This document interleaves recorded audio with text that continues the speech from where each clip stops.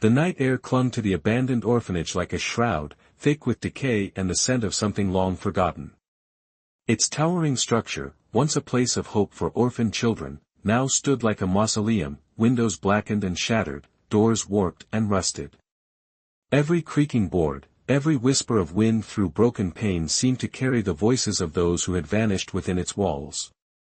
For decades, the townspeople avoided this place, crossing the street rather than walking past it, leaving it to the shadows that seemed to breathe from its very foundations. No one spoke openly about what had happened here, and yet everyone knew. Stories circulated quietly in hushed tones, the children who disappeared without a trace, the caretakers whose smiles never reached their eyes, the strange light seen flickering through the empty hallways at night. The official records painted a tidy picture, a simple closure due to financial difficulties, a relocation of residents, and the orphanage quietly removed from town registers. But those records were only part of the story. They left out the screams that echoed in the night, the cries of children that were never answered, and most importantly, the files that were never released to the public. It was one of those files that first drew the attention of an investigative journalist who had spent years chasing whispers of corruption, abuse, and institutional secrecy. Locked away in a forgotten archive, behind layers of bureaucratic paperwork and official denials, the documents were supposed to remain hidden forever. They were more than papers, they were the fragments of a truth so horrifying, so carefully buried, that it could change everything the town believed about its history. And yet, the questions gnawed relentlessly: why were these files kept secret? What did they contain that someone wanted so desperately to hide? And above all, who had the power to make sure that no one ever uncovered the truth? As the first steps echo through the abandoned corridors, the air grows colder, heavier, as if the building itself resented the intrusion. Every hallway seems endless, every room a chamber of secrets. Shadows stretch unnaturally across the walls, bending with a life of their own. And then, at the center of it all, lies a locked archive room, untouched, sealed, as though the building itself is holding its breath. It is behind this door that the real story begins, waiting to reveal horrors long ignored and truths long suppressed. By the end of this journey, the truth may finally emerge, but not without leaving its mark. Because some doors, once opened, cannot be closed again. And some secrets are never meant to be forgotten. The story of the orphanage begins decades ago, in an era when the town prided itself on philanthropy and moral righteousness. Founded by a wealthy benefactor whose name still graces a faded plaque above the main entrance, the institution was meant to be a sanctuary for the city's most vulnerable, children without families, lives teetering on the edge of despair.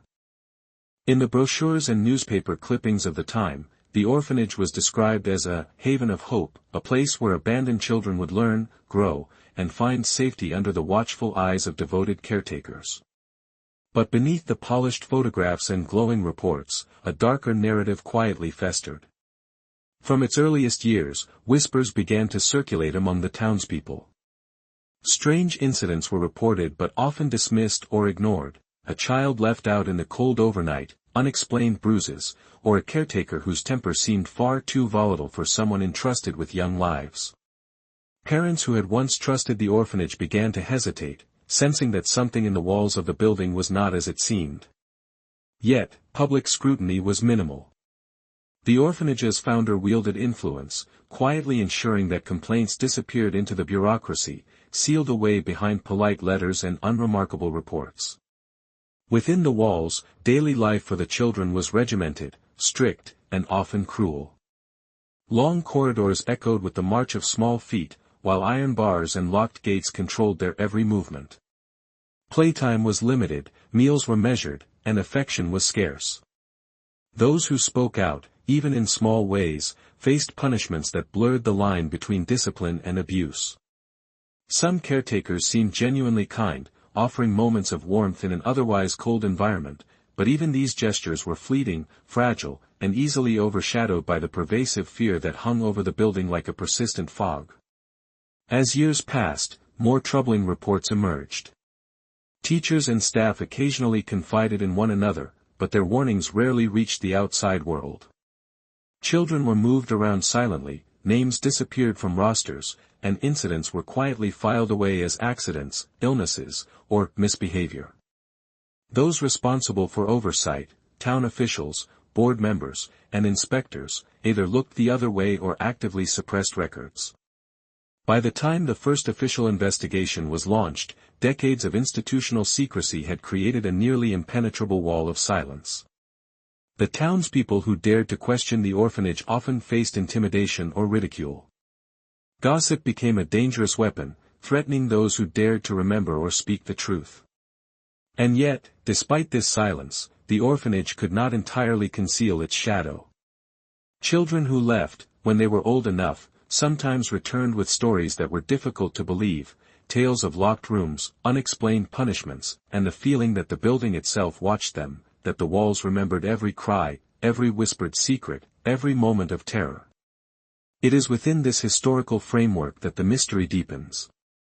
The orphanage was not merely a place of neglect, it was a system designed to hide its failures. Early administrators may have believed they were maintaining order or protecting reputations, but their actions left a trail of human suffering. Files were meticulously created, yet deliberately obscured. Letters vanished from correspondence chains. Reports of missing children were either minimized or erased entirely.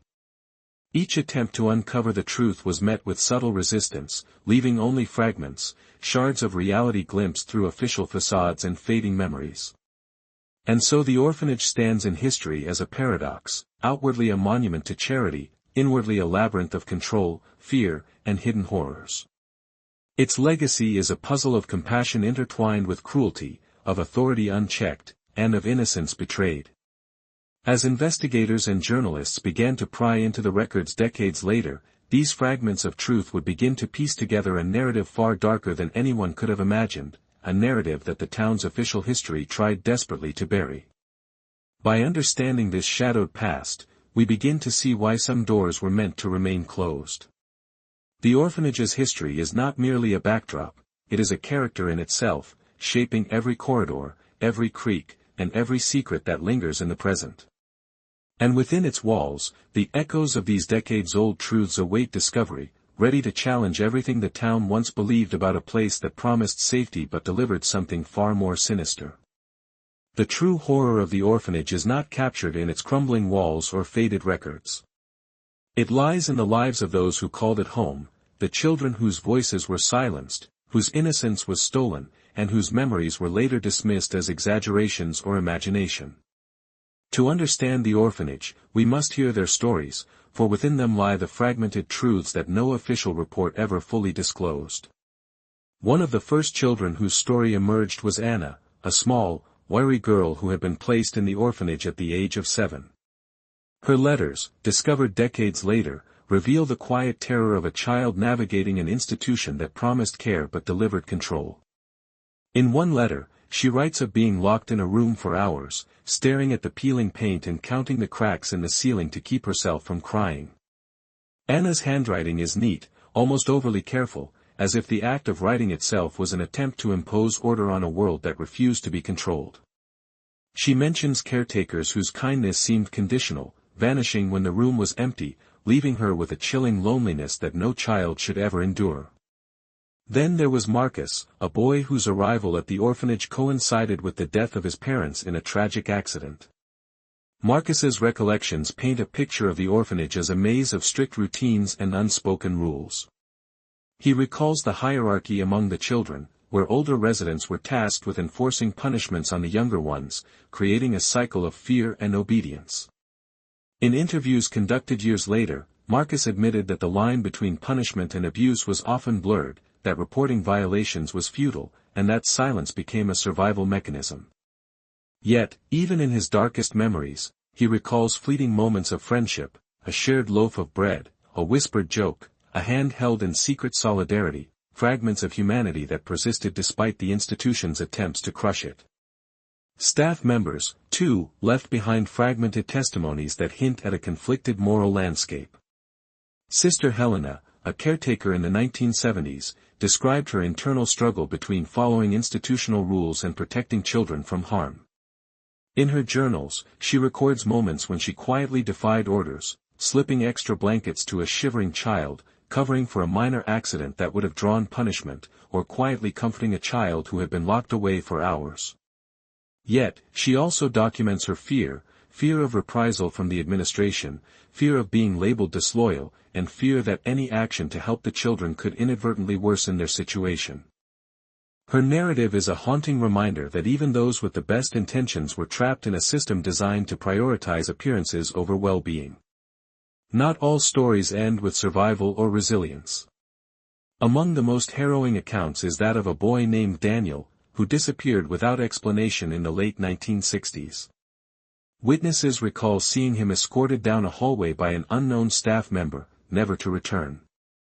His name vanished from all official rosters, his disappearance recorded only in whispers and fragmented testimonies. To this day, the circumstances of Daniel's fate remain one of the orphanage's most chilling mysteries, a stark example of how the building's walls seem to consume the lives within it, leaving families and friends without answers. The narratives of these children often intersect, creating a mosaic of experiences that reveal both the routine cruelty and the sporadic moments of tenderness. They described secret hiding places, forbidden corners, and the quiet rebellions that offered fleeting glimpses of agency, a note slipped under a door, a small act of sabotage against overly harsh rules, or the shared comfort of a whispered lullaby in the darkness. These small acts of resistance became the invisible threads connecting the children to each other and to their humanity, even as the orphanage tried to erase their identities. Yet, as much as these stories reveal, they also raise countless questions. Why were some children allowed to survive and remember, while others vanished into obscurity? What decisions were made by the administrators that determined the fates of these children? And perhaps most unsettling, what truths were deliberately hidden to maintain the institution's facade? Each personal story is a window into the emotional landscape of the orphanage, a landscape marked by fear, sorrow, and moments of fragile hope. These voices, once silenced, now echo across decades. They remind us that history is not merely the sum of official records but the accumulation of lived experiences, each one carrying weight, pain, and humanity. By listening closely to the children who endured, we begin to understand the orphanage not as a building, but as a living entity, a space that shaped and scarred its inhabitants in ways that official files alone could never convey. As the investigation into the orphanage files deepens, these personal stories become the heart of the narrative.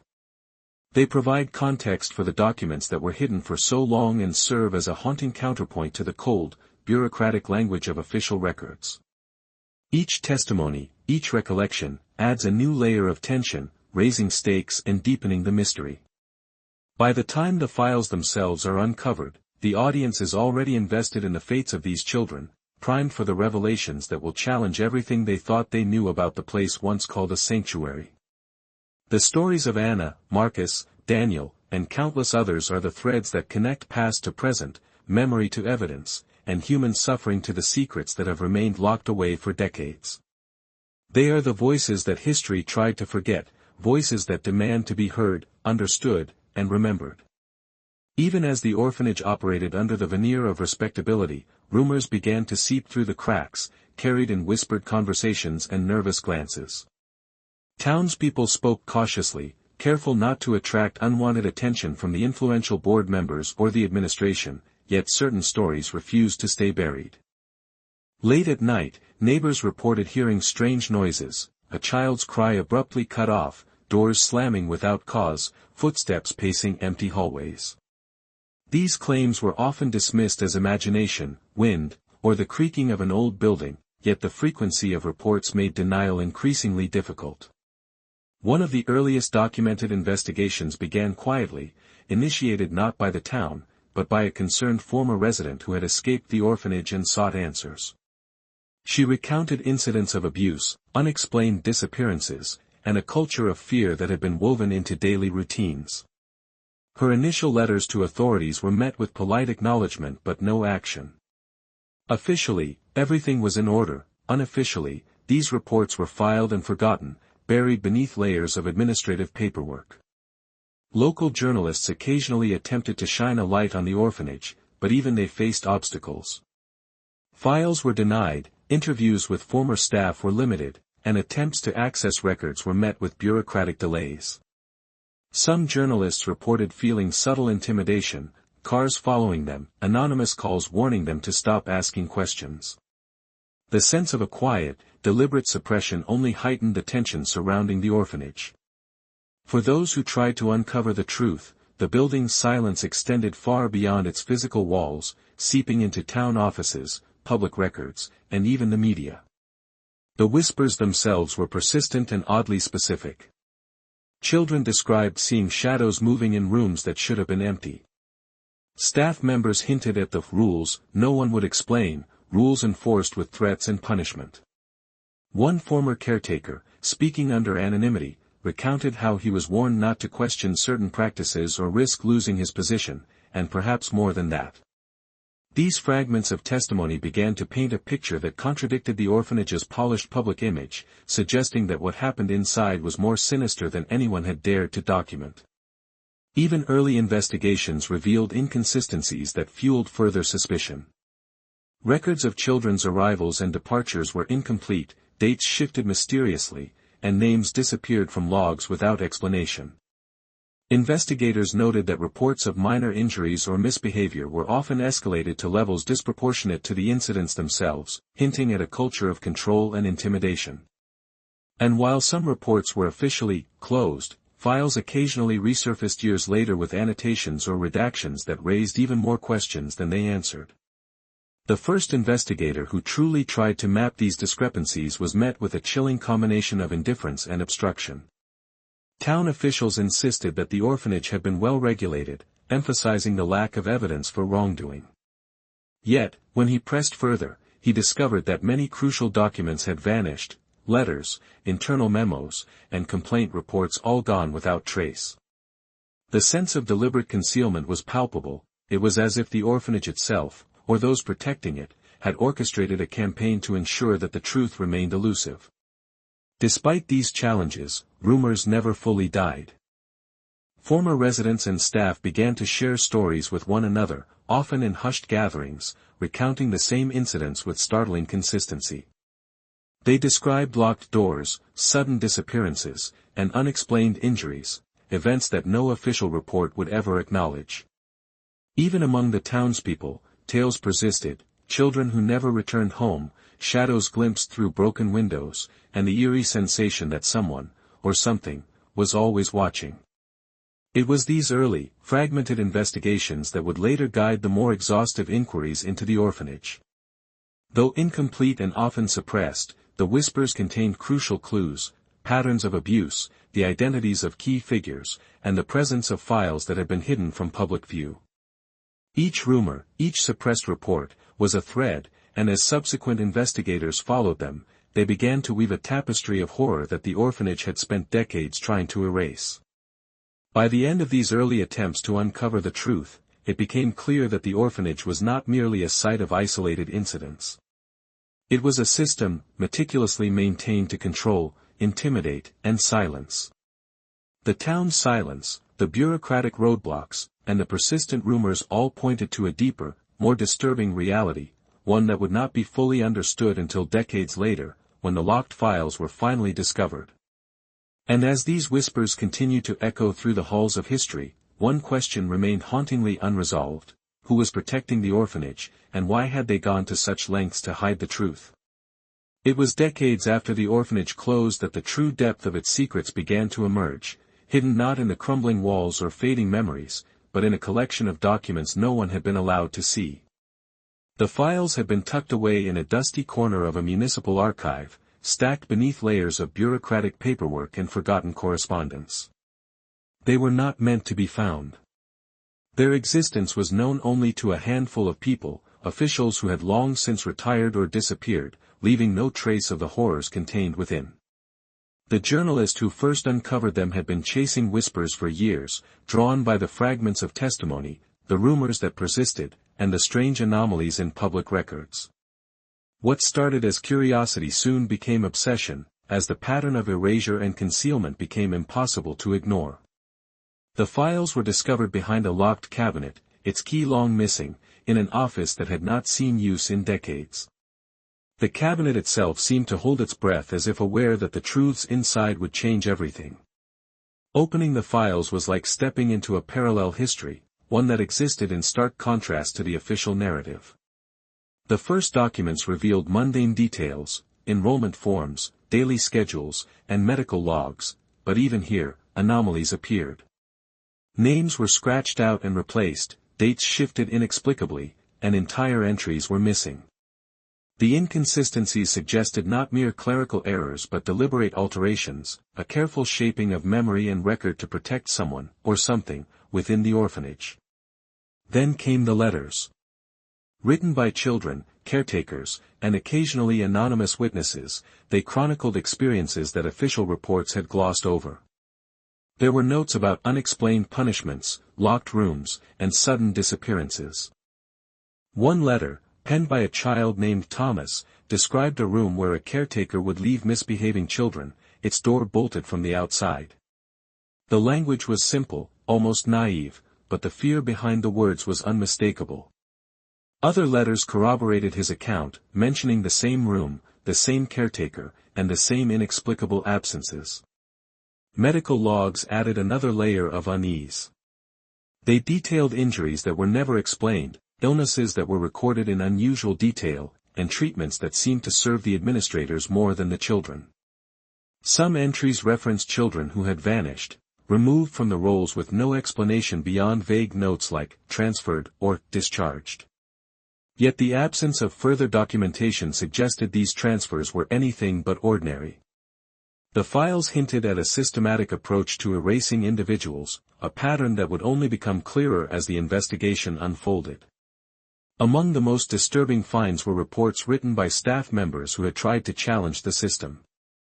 These documents were marked as confidential or internal review, often with redacted sections that made the omissions themselves a statement. They referenced threats, intimidation, and fear of retaliation. In one chilling note, a staff member described being warned that pursuing allegations could end careers, reputations, and possibly lives. The implicit menace in these lines underscored a fundamental truth: the orphanage's horrors were maintained not just by neglect, but by active enforcement of silence.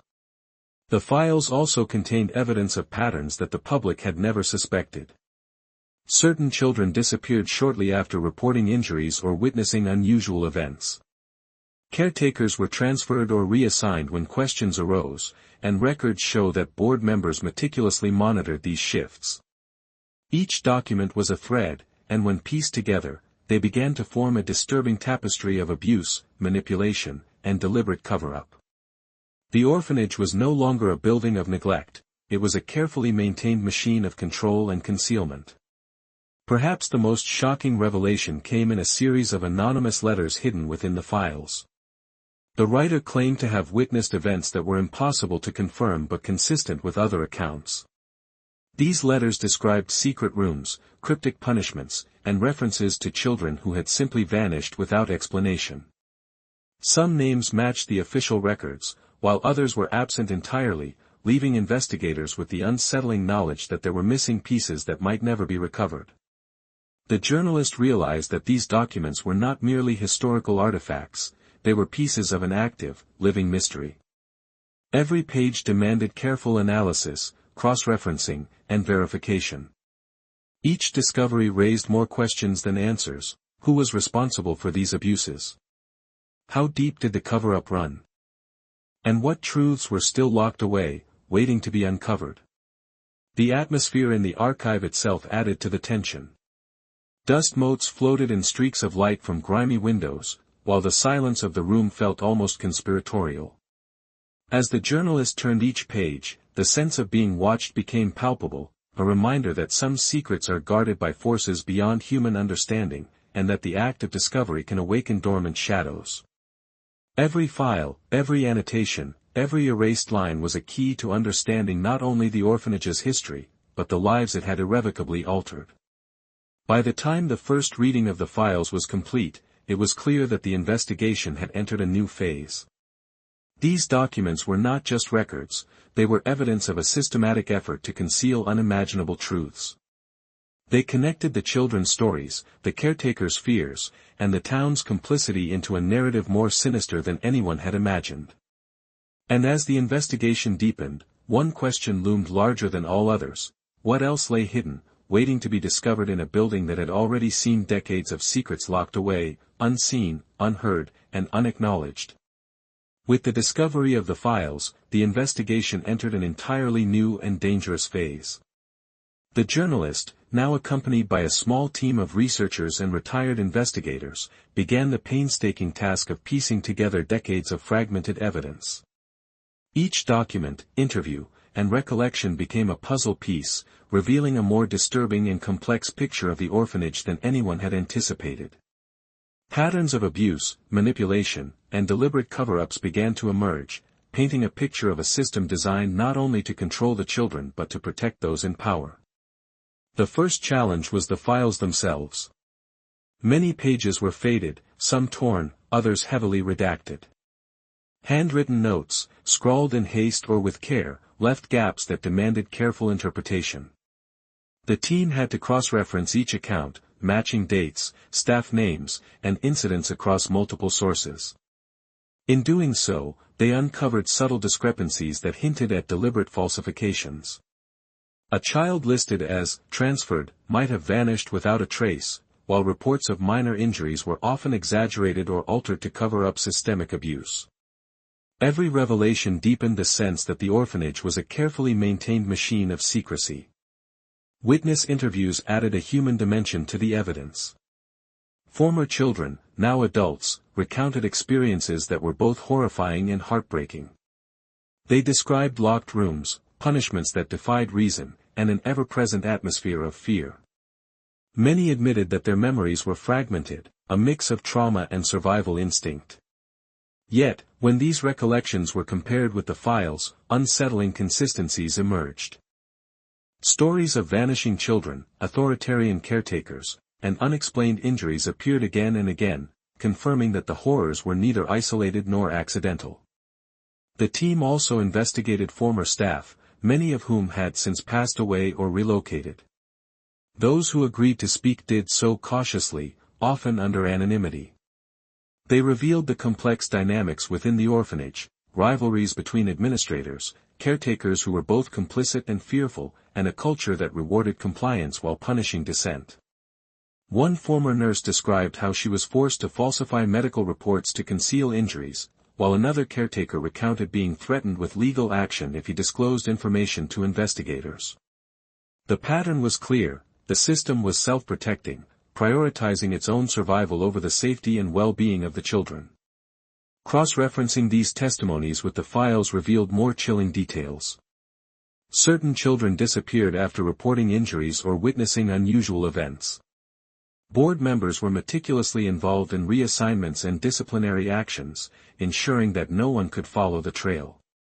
The orphanage's structure allowed abuses to go unnoticed, while those who tried to intervene were silenced or intimidated. Every discovery increased the stakes, not just for understanding the past, but for exposing truths that some individuals and institutions still had a vested interest in keeping hidden. The deeper the investigation went, the more dangerous it became. Some team members reported feeling watched, receiving anonymous threats, or discovering that key evidence had vanished. The sense of a deliberate cover-up extended beyond the orphanage itself, reaching into town records, legal offices, and even local media archives. It became evident that those responsible for maintaining secrecy had anticipated scrutiny and had acted systematically to prevent it. Every lead required caution, as even minor mistakes could jeopardize the investigation or put the team at risk. Amid these challenges, patterns began to emerge that tied together decades of seemingly unrelated events. Certain staff members appeared in multiple incidents, suggesting long-term complicity. Names of children who had vanished appeared repeatedly in correspondence and internal memos. Unexplained transfers, sudden reassignments, and vague medical records were no longer isolated anomalies, they were evidence of a calculated and prolonged effort to conceal crimes. By reconstructing timelines, the team began to reveal a sequence of events that had been deliberately obscured, piece by piece, over decades. As the investigation progressed, emotional intensity grew. Former residents relived trauma, recounting moments of fear, isolation, and betrayal. The team often faced ethical dilemmas: how to document suffering without exploiting it, how to confront perpetrators without endangering witnesses, and how to present the evidence in a way that honored the children's experiences. Each revelation carried weight, reminding everyone involved that this was more than a historical inquiry. It was an unearthing of lived horrors, each with real consequences for survivors and families. The files also revealed unexpected connections that challenged previous assumptions. Some disappearances were linked to external entities, suggesting involvement beyond the orphanage walls. Certain letters hinted at complicity among town officials, or at the very least, knowledge of events that were never acted upon. Every discovery added complexity, making it clear that uncovering the full truth would require not only analyzing documents but confronting layers of denial, fear, and deliberate obfuscation. Despite these obstacles, the team pressed on. They reconstructed the orphanage's daily operations, identified patterns of abuse, and mapped the movement of children and staff over decades. They traced how authority was concentrated and abused, revealing the mechanisms that allowed secrecy and fear to thrive. Each insight provided a new lens through which to understand the orphanage, not as a single site of wrongdoing, but as an institution sustained by complicity, coercion, and fear. By the conclusion of this deep dive, the investigation had transformed from a search for documents into a full-scale narrative of systemic abuse. Patterns, testimonies, and evidence converged, painting a portrait of the orphanage that was more sinister than anyone had imagined. The stakes had risen. The truth, once revealed, would challenge the town's collective memory, confront surviving perpetrators, and finally give voice to those who had been silenced for decades. But as the investigation reached its most revealing stage, one unsettling question lingered: even with all the files, testimonies, and reconstructions, could the team ever fully uncover what had happened behind those walls? The orphanage had held its secrets tightly for decades, and it seemed determined to guard them still, even as the truth crept closer to light. With the investigation uncovering decades of concealed abuse and missing children, the focus shifted to a question that haunted every lead: who had the most to gain from the silence surrounding the orphanage? At first glance, the suspects appeared obvious: administrators, caretakers, and board members whose positions granted them absolute authority. But as the investigation deepened, the web of complicity expanded, reaching far beyond those whose names were on official documents, suggesting a network designed to protect secrets at every level. The founder, whose name still loomed above the orphanage's entrance, had cultivated an image of benevolence and charity. Publicly, he was celebrated as a philanthropist, a man who had devoted his wealth to children in need. Privately, he wielded power with a rigid, controlling hand. His influence extended into town governance, law enforcement, and even the local media. By projecting an image of unwavering morality, he shielded the institution from scrutiny and ensured that complaints rarely reached the public eye. Investigators now saw how the founder's charisma and authority were leveraged not to help children, but to maintain a facade of respectability. Caretakers and senior staff also fell under suspicion. Some appeared genuinely conflicted, struggling with their consciences while performing duties that perpetuated harm. Others seemed to embrace the system fully, exploiting their positions for personal advantage. Favoritism, intimidation, and selective discipline created an internal hierarchy in which compliance was rewarded, and dissent punished. Evidence from personnel files revealed instances where caretakers who questioned procedures were quietly reassigned, removed, or silenced through threats. These maneuvers ensured that the chain of abuse remained largely uninterrupted. But beyond the walls of the orphanage, the investigation suggested that certain town officials and board members had a vested interest in keeping the institution's darkest secrets hidden. Meetings documented in the files indicated that discussions about missing children or abusive practices were often concluded with instructions to handle internally or avoid public attention. Legal advisors were consulted not to protect victims, but to protect reputations. A network of authority had been meticulously structured to prevent exposure, making the orphanage not just a site of abuse, but a symbol of systemic complicity. The files also hinted at more sinister motives. Some letters suggested financial incentives tied to the children themselves, inheritances, adoption arrangements, or other gains that benefited specific individuals when children disappeared or were relocated without records. While many of these claims could not yet be verified, the repeated references raised troubling questions about the extent to which self-interest had fueled the concealment of abuse. Were these disappearances accidents, or had some children been deliberately removed to serve someone's agenda? The team recognized that uncovering the answer would require tracing both documented actions and the gaps deliberately left in the records. Psychological motives also played a role in understanding the perpetrators. Power, control, and authority were as much a part of the system as financial or reputational gain. Staff and administrators exhibited a disturbing mix of fear, pride, and cruelty, fear of being exposed, pride in maintaining order, and cruelty rooted in the normalization of punishment. This combination allowed abuse to be rationalized, documented in a way that appeared bureaucratically neutral, and perpetuated without scrutiny. Each new revelation painted the orphanage as more than a building. It was a mechanism for enforcing hierarchy and silencing dissent, a place where the human cost of power remained invisible to outsiders. Suspicion extended even further. Some of the files hinted at external entities, individuals and organizations with indirect connections to the orphanage, who may have known about the abuses and chosen to remain silent. These could include donors, influential politicians, or law enforcement officers whose cooperation was bought or coerced. Every anomaly in the records, every redacted passage, suggested a level of coordination that went beyond ordinary negligence. The orphanage's ability to conceal decades of crimes indicated that the system was protected not by chance, but by design. Witness testimonies added another layer of complexity. Former staff recalled moments when they were instructed to ignore certain behaviors, and residents remembered adults whose presence was threatening but unexplained. One anonymous letter described a visitor who monitored interactions between children and staff, ensuring that certain events remained undocumented.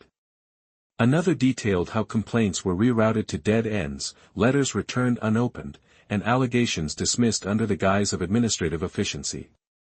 Collectively, these accounts suggested a deliberate orchestration of silence, designed to benefit those in power while keeping the victims voiceless.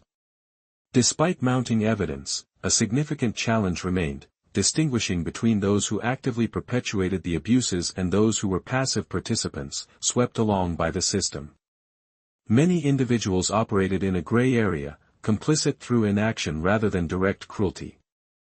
The team understood that the line between perpetrator and enabler was often blurred, yet every decision to conceal, dismiss, or redirect complaints contributed to the broader pattern of harm. In essence, everyone who prioritized institutional protection over child welfare became a part of the mechanism that allowed abuse to continue unchecked. As the investigation progressed, the stakes rose dramatically. By identifying the suspects and motives, the team began to unravel a complex web of accountability, a network that spanned generations, extended into public institutions, and relied on the careful manipulation of perception and records. Each revelation brought them closer to understanding not only the crimes themselves but the systemic forces that had allowed those crimes to remain hidden. And yet, for every answer uncovered, more questions emerged. Who ultimately ordered certain actions? Which disappearances were deliberate, and which were overlooked? Were there still individuals alive who had orchestrated the concealment, waiting to ensure that the truth remained buried? The investigation revealed motives that were as layered as they were disturbing, setting the stage for a deeper exploration of the children whose lives were stolen and the institutional failures that allowed it to happen. By the end of this stage, the audience is left confronting a chilling reality. The orphanage's darkness was not the result of isolated acts, but of a carefully maintained system. Those who benefited from silence were numerous, and their motives, power, protection, greed, or fear, intersected in ways that created a nearly impenetrable fortress of secrecy. The path forward would require confronting both human cruelty and institutional complicity, a journey that promised to reveal truths far more unsettling than anyone could have anticipated. Among the orphanage's darkest secrets are the children who disappeared without explanation, leaving behind grief-stricken families, unanswered questions, and an ever-growing shadow over the institution. Their absence was often cloaked in bureaucratic language, transferred, discharged, or unknown outcome, but the truth, pieced together through files and testimonies, reveals a far more sinister reality. Each vanished child represents not only a personal tragedy but a thread in the web of secrecy that protected the orphanage for decades. Daniel was one of the earliest known cases. A bright, quiet boy, he arrived at the orphanage following the death of his parents in a tragic accident. He quickly became part of the small group of children who navigated the complex hierarchy of fear and obedience within the walls. Then, one morning, he was escorted by a caretaker down a dimly lit corridor and never seen again. His name vanished from rosters, and no official explanation was provided. Witnesses recalled fleeting glimpses of him in isolated rooms, shadows moving behind locked doors, but the files offered only redacted notes that hinted at events too disturbing to document openly. Another child, Maria, was removed under circumstances just as mysterious. According to letters found in the hidden files, she had reported repeated instances of mistreatment by a staff member. Soon after, she was listed as transferred, though there is no record of her ever arriving at another institution. Former residents remembered hearing her cries echoing down corridors long after she disappeared. These accounts, consistent across multiple sources, suggest that the orphanage had mechanisms to ensure that complaints could vanish along with those who voiced them. In total, dozens of children disappeared in similar patterns. The files, when cross-referenced with witness accounts, revealed a chilling consistency. Disappearances often followed incidents of reported abuse or sightings of secretive behavior by staff. Some children were quietly relocated, while others were seemingly erased from the records entirely. It was also about memory, loss, and the moral responsibility of societies to bear witness. Survivors who spoke out, investigators who uncovered files, and communities who confronted their own roles all contributed to a larger process of remembrance. The orphanage's silence, once oppressive, had been transformed into a cautionary echo, a reminder that what is hidden can never be truly erased, and that the act of witnessing itself becomes a moral imperative. Finally, the orphanage stood as a symbol of unresolved questions and lingering shadows. The vanished children, redacted files, and unanswered inquiries served as reminders that history is never entirely complete, and that some truths may always remain just out of reach. The building's walls, though abandoned and decaying, retained an aura of vigilance, a silent testament to suffering, endurance, and the relentless pursuit of truth. It was a place that demanded acknowledgement, reflection, and remembrance, even as the years blurred the line between memory and myth. The haunting legacy of the orphanage, therefore, is both cautionary and enduring. It teaches lessons about the dangers of secrecy, the corrosive nature of unchecked authority, and the resilience of those who survive oppression. It is a reminder that even in the absence of light, stories can emerge, truths can be uncovered, and voices once silenced can finally resonate. And though the orphanage itself may never again house children, its impact endures, in memory, in conscience, and in the echoes that continue to reverberate through its empty corridors. These gaps were not accidents. They were part of a systemic approach to controlling information and shielding perpetrators from accountability. The trauma inflicted upon the children who vanished is immeasurable. Families received few answers, and the surviving children were left to navigate fear and uncertainty, often internalizing guilt or confusion. Survivors recounted nightmares of locked rooms, sudden removals, and the terror of witnessing peers vanish without explanation. The emotional toll endured by these children lasted far beyond their time at the orphanage, shaping lives marked by unresolved grief, anxiety, and the haunting memory of those lost. Witnesses occasionally described fleeting, enigmatic sightings of vanished children. Some claimed to have glimpsed them in hidden rooms or during moments when staff appeared unusually tense. These accounts, though unverifiable, consistently appeared across independent testimonies. They underscore a terrifying truth: the orphanage's physical spaces, its corridors and hidden chambers, acted as instruments of control, capable of erasing a child's presence from both records and the minds of those around them. The investigation into the vanished children revealed another disturbing pattern: selective memory and documentation. Staff who reported incidents were often reassigned or silenced. Files were altered, redacted, or removed. These deliberate erasures ensured that the children's disappearances remained untraceable. It became increasingly evident that the institution functioned not only as a caretaker but as a gatekeeper of secrets, controlling both the present and the historical record. While some disappearances may have involved transfers to other institutions, letters and internal memos suggest that others were never intended to reappear. References to special arrangements, anonymous warnings, and cryptic notes hint at motives that ranged from protecting reputations to more sinister intentions that remain partially obscured by the passage of time. The investigation's challenge was to reconcile these fragments, reconstructing the sequence of events and the forces that dictated which children would vanish and which would remain. Families, too, became part of this tangled narrative. Parents and relatives of vanished children recounted attempts to seek answers, only to be met with obfuscation and denial. Letters went unanswered, inquiries were delayed, and some officials outright dismissed concerns. This institutional indifference compounded the trauma, leaving survivors and relatives to carry the weight of uncertainty for decades. Their stories, coupled with the orphanage files, painted a harrowing picture of a system that prioritized secrecy over humanity. Perhaps most hauntingly, the vanished children serve as a constant reminder of the orphanage's pervasive control. Their absence is a silence that echoes through the halls, the files, and the collective memory of the town. Each disappearance was carefully orchestrated, concealed within layers of bureaucracy, yet impossible to ignore when testimonies and hidden documents converge. These children, lost without a trace, are the emotional and narrative anchor of the orphanage's darkest truths, a haunting presence that demands answers even decades later. As the investigation continued, the stories of vanished children forced the team to confront an unsettling reality.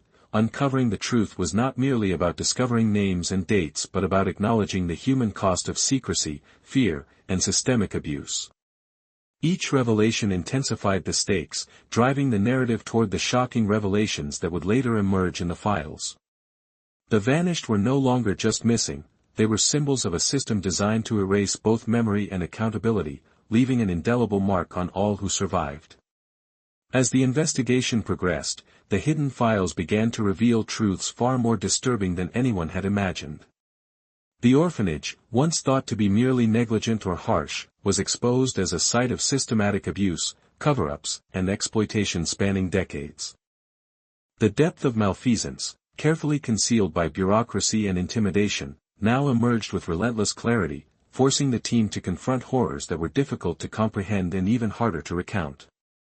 The files detailed patterns of violence, neglect, and psychological manipulation that were meticulously orchestrated. Children were not only physically disciplined but subjected to punishment designed to instill fear and obedience. Records revealed that specific caretakers employed repetitive and escalating measures, from prolonged isolation in locked rooms to punishments administered under the guise of corrective discipline. Each account, cross-referenced with witness testimonies, confirmed that these were not isolated incidents but systematic strategies, calculated to control behavior and suppress dissent. Perhaps the most shocking revelation involved the vanishing children. The files contained evidence that several disappearances were not accidental or administrative oversights. Some were linked to clandestine adoptions, others to arrangements with external entities. Certain documents hinted at more sinister outcomes, suggesting that children had been deliberately removed to protect the orphanage or for reasons that remain obscured in heavily redacted pages. Even decades later, the sheer scale of these disappearances and the deliberate concealment of their circumstances painted a grim portrait of institutional corruption and moral indifference. The files also revealed that some staff members colluded to maintain the orphanage's public image while concealing abuses. Internal memos detailed instructions for falsifying records, redirecting inquiries, and ensuring that complaints never reached outside authorities. Letters between administrators exposed a culture of complicity. Staff members who challenged the system were quietly reassigned, silenced, or threatened. The pattern was clear: the orphanage functioned as a self-protecting entity, prioritizing reputation and control over the welfare of its most vulnerable residents. Among the revelations were documents suggesting that certain board members actively manipulated investigations. Correspondence between officials indicated that complaints were deliberately mishandled, inquiries stalled, and evidence destroyed. Legal memos outlined strategies for minimizing liability and protecting the institution from scrutiny. Every layer of administration, from the founder to junior staff, played a role in constructing a system that allowed abuse to persist unchecked. The files demonstrated that what appeared on the surface as incompetence or negligence was, in many cases, intentional and methodical. The psychological toll on the children also became evident through medical logs, journals, and letters. Accounts described fear-induced behaviors, extreme withdrawal, and traumatic responses to punishment. Some children developed coping mechanisms such as self-isolation, secret alliances with peers, or carefully calculated obedience to survive. These records were paired with reports from staff acknowledging behavioral issues but offering no context or compassion. The systematic denial of empathy compounded the trauma, leaving a generation of children scarred both physically and emotionally. The files further exposed deliberate attempts to erase evidence of wrongdoing. Redacted pages, missing documents, and conflicting records suggested that administrators were acutely aware of the severity of their actions. Certain incidents were documented in one location, then expunged from official rosters. Complaints were referenced in letters only to be dismissed with vague reassurances. Every act of erasure revealed the lengths to which the orphanage would go to maintain secrecy, creating a chilling environment where accountability was nearly impossible to enforce. Investigators also uncovered anomalies in financial records that hinted at exploitation. Funds intended for the care of children were sometimes redirected, while certain children were selectively assigned resources or withheld from attention based on undisclosed motives. Anonymous letters mentioned arrangements benefiting individuals outside the orphanage, suggesting a network that profited from manipulation, neglect, or the strategic removal of children. These financial revelations added a layer of calculated opportunism to the already disturbing narrative of abuse. Perhaps the most emotionally devastating discoveries came from letters written by the children themselves. Anna, Thomas, and Maria, among others, had left behind notes describing their daily fears, experiences of isolation, and moments of fleeting hope. The words revealed not just suffering but the resilience of young minds attempting to navigate a world designed to suppress them. These letters, when paired with official documents, provided an unflinching window into life inside the orphanage, a place where survival required constant vigilance and courage in the face of systematic cruelty. As the evidence mounted, the investigative team began connecting dots that spanned decades. Patterns of abuse, disappearances, and bureaucratic manipulation formed a coherent, horrifying narrative. The orphanage was revealed as an institution where cruelty was normalized, secrecy enforced, and children's voices silenced. The hidden files, once thought to contain mere administrative records, became a testament to a history of intentional harm and the deliberate concealment of truth. One particularly harrowing set of documents detailed coordinated efforts to suppress external scrutiny. Meetings between administrators and town officials outlined strategies to minimize negative publicity, including controlling the narrative in local newspapers and instructing staff on what to say if questioned. Legal memos emphasized the protection of the institution's reputation over the welfare of children, and internal communications hinted at implicit threats toward whistleblowers. The evidence left investigators grappling with the realization that the orphanage's survival depended not only on control within its walls but on a wider network of societal complicity. By the time the revelations were fully documented, the investigation had transformed from a search for truth into an unearthing of decades of deliberate injustice. Each layer peeled back revealed a system designed to protect perpetrators, erase victims, and manipulate public perception. The files told stories of individual suffering and institutional malfeasance, intertwining personal trauma with systemic corruption. They demonstrated that the horrors of the orphanage were not anomalies but the result of conscious, orchestrated decisions, maintained over decades by those entrusted with the care of children. The emotional impact of these revelations was profound. Survivors who had returned to confront their memories were forced to face truths that were far more complex and horrifying than they had imagined. Families of vanished children learned of circumstances that were deliberately hidden, leaving long-buried grief to resurface. Investigators, journalists, and historians recognized that the orphanage's legacy was not only one of abuse but also a cautionary tale about power, secrecy, and societal complicity. As the shocking revelations unfolded, one final question loomed: how much of the truth could ever be fully reconciled with public awareness? Despite the extensive files, eyewitness accounts, and corroborating evidence, some mysteries remained unresolved. Names redacted, documents lost, and actions deliberately obscured meant that certain answers would never be known. Yet, even partial exposure of the orphanage's systematic abuses marked a seismic shift in understanding, forcing a reckoning with a history long concealed. The orphanage, once a symbol of care and protection, had been unmasked as a locus of cruelty, secrecy, and betrayal. The shocking revelations confirmed what survivors had feared for decades and proved that the silence surrounding the institution had been orchestrated with chilling precision.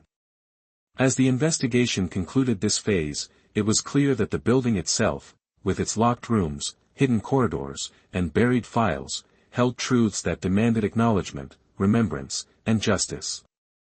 The shocking revelations from the orphanage files did more than expose past horrors; they sent ripples across the community, affecting survivors, families, and even those who had long believed in the institution's benevolence.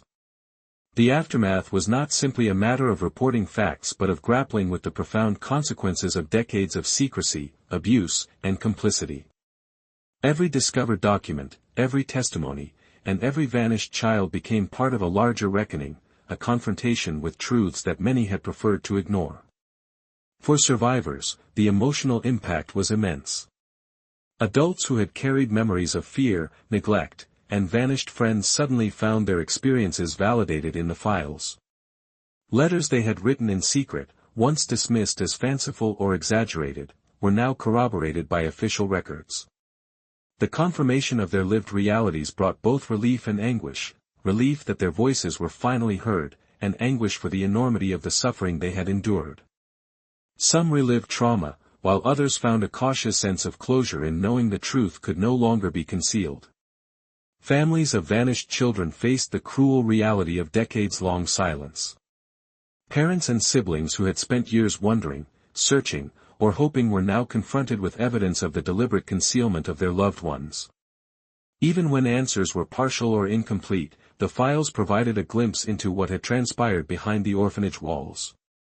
For many, the discovery sparked grief and anger, emotions that had lain dormant, restrained by uncertainty, but now surged to the surface with renewed intensity.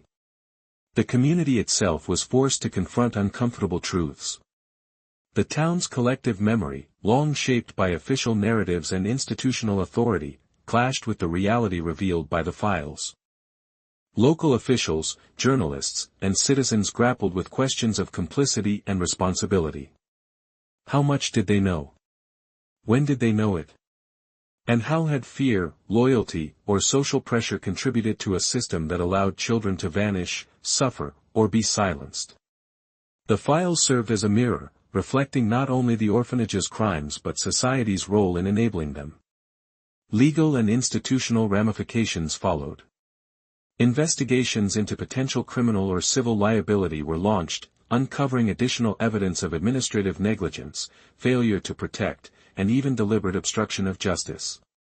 Though many of the individuals responsible were deceased or unreachable, the exposure of systemic failures forced agencies to re-evaluate protocols, accountability measures, and oversight mechanisms. These measures sought to ensure that the horrors of the orphanage would not be repeated, even as they could never fully undo the past. The psychological and emotional scars were profound. Survivors recounted experiences of guilt, fear, and lingering trauma that persisted long after leaving the orphanage. Therapy and support groups were established to help former residents navigate their memories, confront their pain, and reclaim their sense of identity. Sharing stories, once impossible under a regime of fear and secrecy, became a path toward healing. The files became a tool not only for investigation but for acknowledgement, a validation of suffering and a tribute to resilience. Media coverage amplified the orphanage's story, bringing it to a national audience. Documentaries, news articles, and books chronicled the investigation, the revelations, and the aftermath. The files, once hidden and restricted, now formed the backbone of a narrative that demanded public awareness and historical accountability. Citizens, scholars, and activists engaged with the story, ensuring that the lessons learned were preserved and disseminated. The orphanage's dark history became part of a broader conversation about institutional oversight, child protection, and societal responsibility. Yet, even as the files exposed wrongdoing, some questions remained unanswered. Certain disappearances could never be fully explained, some documents were irretrievably lost, and motivations behind key actions remained partially obscured. These unresolved mysteries added a haunting layer to the aftermath, a reminder that even with evidence and testimony, some truths are forever elusive. The echoes of the forgotten continue to reverberate, a persistent reminder that history is shaped as much by what is concealed as by what is revealed. Ultimately, the aftermath was a mixture of reckoning, grief, and cautious hope. Survivors gained recognition and validation, families received partial answers, and the town confronted a history that could no longer be denied. The orphanage's story became a cautionary tale, illustrating the dangers of unchecked authority, secrecy, and societal indifference. It also highlighted resilience, the courage of those who spoke out, the determination of investigators who uncovered hidden truths, and the capacity of communities to confront uncomfortable realities in pursuit of justice and remembrance. The orphanage, though abandoned and crumbling, lived on in memory, testimony, and documentation. Its legacy was a paradox, a site of unimaginable suffering and systematic cruelty, yet also a catalyst for awareness, accountability, and historical reckoning. The files, once locked away and hidden from the public eye, became a testament to the enduring power of truth and the necessity of bearing witness. And as survivors, investigators, and communities continued to grapple with the orphanage's history, the echoes of the forgotten remained, haunting, instructive, and impossible to ignore. Even decades after its closure, the orphanage remained more than a physical structure. Its crumbling walls and empty corridors were symbols of the lives altered, the voices silenced, and the truths deliberately hidden. Investigators, survivors, and townspeople alike recognized that the building's legacy extended far beyond its doors. It had seeped into the collective memory, shaping perceptions, fears, and histories that would never be fully disentangled from the institution's dark influence. The haunting presence of the orphanage was felt in the stories passed down among former residents. Children who had once navigated its labyrinthine halls recounted dreams and flashbacks, moments in which corridors stretched endlessly, doors seemed to shift, and the absence of friends weighed like a physical force. Survivors described these memories with vivid clarity, not just as recollections of events, but as emotional imprints that lingered in the mind and body. Every corner of the orphanage, every creak of floorboards, and every locked door carried echoes of trauma and loss. Communities too felt the shadow of the orphanage.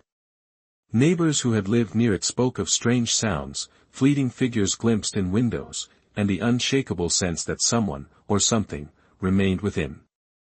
Even those who had no direct connection to the institution reported an inexplicable unease, as if the building had absorbed fear and silence over decades, and now radiated it outward. This intangible legacy reinforced the orphanage's power. It had become a presence in itself, a symbol of memory and accountability that refused to be ignored. The hidden files, once discovered, ensured that the orphanage's history could no longer be contained. They allowed researchers, journalists, and historians to document abuses and give voice to those who had been silenced. Yet the files also served as a reminder that truth is never simple. Redacted pages, missing documents, and partial accounts meant that some questions would remain unresolved, and some stories incomplete. The legacy of the orphanage, therefore, was twofold: the clear evidence of systemic abuse, and the haunting knowledge of mysteries that may never be fully solved. Art, literature, and media began to grapple with the orphanage's story, reflecting society's attempt to process its horror. Documentaries recreated its corridors, novels imagined the lives of vanished children, and theater productions explored the emotional landscapes of survivors. Through these interpretations, the orphanage's narrative continued to evolve, becoming not only a cautionary tale but a means for communities to confront difficult truths about authority, complicity, and human cruelty. Each retelling reinforced the building's enduring influence, keeping its memory alive and compelling society to reflect on its lessons. Psychologists and social workers who engaged with survivors emphasized the long-term effects of institutional trauma. The orphanage had left indelible marks on those who endured its corridors, patterns of anxiety, difficulty forming trust, and lingering grief for lost friends and siblings. Healing, they observed, was not linear. Survivors often grappled with the dual reality of relief that the truth was now known and the persistent pain of what could never be undone. In this way, the orphanage's legacy extended far beyond its operational years, influencing lives for generations and underscoring the enduring consequences of unchecked authority. Legal and historical investigations continued long after the files were discovered. Even with many perpetrators deceased or unreachable, the documentation prompted reforms in child protection, institutional oversight, and record-keeping practices. Laws were revisited, procedural gaps addressed, and awareness campaigns launched to prevent the repetition of similar abuses elsewhere. The orphanage, in this sense, became a catalyst for change, forcing systems and individuals to confront uncomfortable truths and to prioritize accountability over reputation or convenience. Yet, the haunting legacy was not solely about institutional reform. It was also about memory, loss, and the moral responsibility of societies to bear witness. Survivors who spoke out, investigators who uncovered files, and communities who confronted their own roles all contributed to a larger process of remembrance. The orphanage's silence, once oppressive, had been transformed into a cautionary echo, a reminder that what is hidden can never be truly erased, and that the act of witnessing itself becomes a moral imperative. Finally, the orphanage stood as a symbol of unresolved questions and lingering shadows.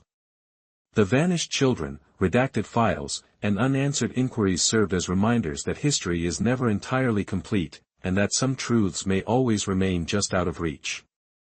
The building's walls, though abandoned and decaying, retained an aura of vigilance, a silent testament to suffering, endurance, and the relentless pursuit of truth. It was a place that demanded acknowledgement, reflection, and remembrance, even as the years blurred the line between memory and myth. The haunting legacy of the orphanage, therefore, is both cautionary and enduring. It teaches lessons about the dangers of secrecy, the corrosive nature of unchecked authority, and the resilience of those who survive oppression. It is a reminder that even in the absence of light, stories can emerge, truths can be uncovered, and voices once silenced can finally resonate. And though the orphanage itself may never again house children, its impact endures, in memory, in conscience, and in the echoes that continue to reverberate through its empty corridors.